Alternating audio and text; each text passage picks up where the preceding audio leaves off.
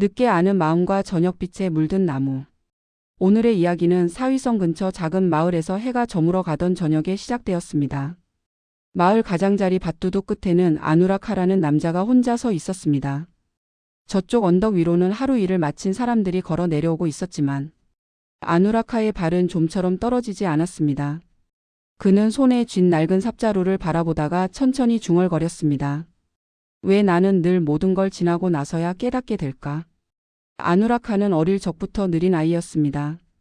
남들이 먼저 눈치채는 일도 그는 한참이 지나서야 겨우 이해하곤 했습니다. 장터에서 좋은 기회가 왔을 때도 그는 망설이다가 기회를 놓친 적이 많았습니다.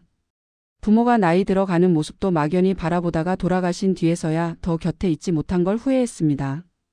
결혼해서는 아내의 표정 속 작은 서운함을 알아채지 못하고 지나친 날들이 쌓였습니다.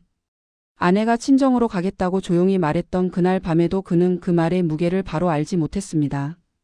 괜찮겠지 하며 넘겼다가 몇 해 뒤 아내와의 사별을 맞이하고 나서야 그 한마디 속에 담긴 외로움을 이해하게 되었습니다. 아누라카는 그때부터 스스로를 둔한 사람이라고 불렀습니다. 늘 한 발 늦게 깨닫고 한 번 더 늦게 후회하는 사람이라고 생각했습니다. 밭을 매다가도 문득 떠오르는 생각이 그를 괴롭혔습니다. 그때 왜 그렇게만 했을까? 조금만 더 일찍 알았더라면 무언가 달라질 수 있었을까? 그는 마음속에서 과거의 장면들을 수도 없이 되돌려 보았습니다. 그러나 아무리 들여다보아도 시간은 되돌아가지 않았고 가슴 한가운데에는 자책이 두꺼운 껍질처럼 끼어버렸습니다. 어느 날 아누라카는 장터에서 부처님 이야기를 들었습니다. 사위성 숲속 수행처에 머무시는 부처님께 많은 이들이 마음의 괴로움을 털어놓으러 간다는 소식이었습니다. 아누라카는 며칠 동안 그 말을 떠올리다 마침내 저녁 노을이 물든 길을 따라 숲을 향해 걸음을 옮겼습니다. 숲속 수행처에 도착했을 때는 나무들 사이로 붉은 빛이 스며들고 있었습니다. 부처님은 큰 나무 아래에서 조용히 앉아 계셨고 주위에는 몇몇 사람들이 고요히 숨을 고르고 있었습니다.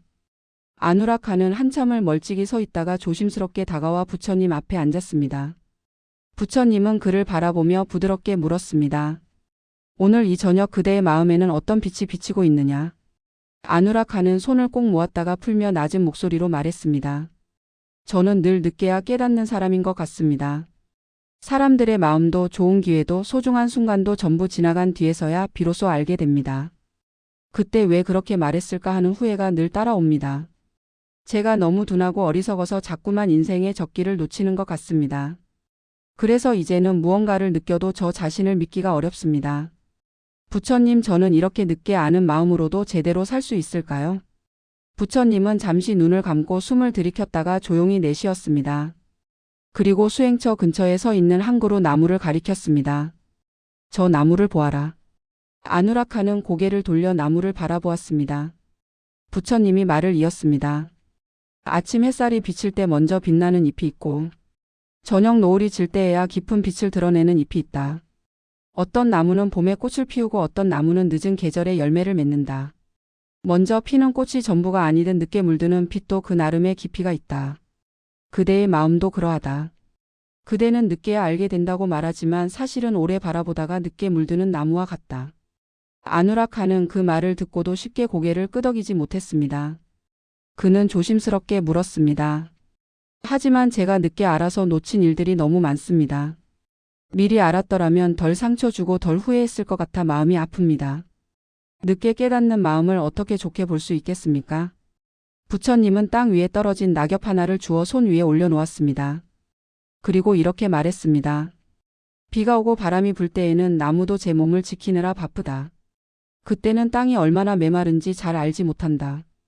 비가 그치고 바람이 잦아들어야 비로소 나무는 자신이 흘려보낸 물과 그림자가 어디에 머물렀는지 바라보게 된다.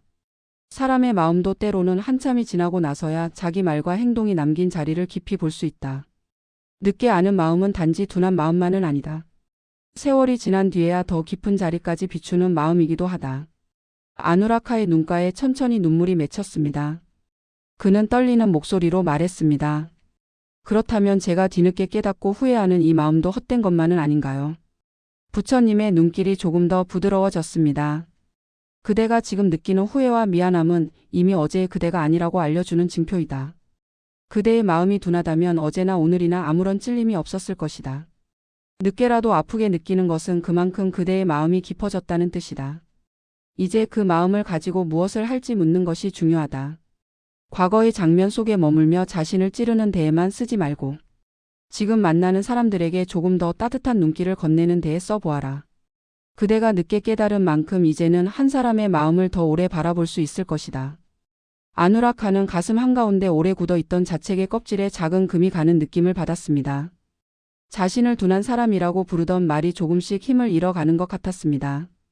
그는 부끄러움과 함께 묵직한 감사의 마음이 올라오는 것을 느꼈습니다.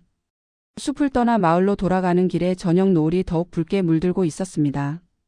안우락하는 길가에 서 있는 나무들을 바라보며 생각했습니다. 어떤 가지는 이미 어둠에 잠겨 있었고 어떤 잎은 그때까지도 마지막 빛을 깊게 머금고 있었습니다. 그는 천천히 숨을 들이쉬고 내쉬며 속으로 조용히 중얼거렸습니다. 나는 늦게야 아는 사람이지만 그래서 더 오래 기억하고 더 깊이 바라보는 사람이 될 수도 있겠구나. 오늘의 이야기는 이제 조용히 가슴 한켠에 내려놓겠습니다. 혹시 당신도 늘 한 발 늦게 깨닫는 사람처럼 느껴지시나요? 지나고 나서야 왜 그때 그렇게 했을까 하는 생각이 자꾸 떠올라 마음이 스스로를 책망하고 있나요? 오늘 밤만큼은 자신을 둔한 사람이라고 부르기보다 늦게 물들어 더 깊어지는 나무를 떠올려 보셔도 좋겠습니다. 숨이 드나드는 길을 따라 지나간 날들의 후회를 부드럽게 어루만지며 이제 이 마음을 가지고 지금 곁에 있는 사람을 조금 더 깊이 바라볼 수 있기를 조용히 바라봅니다.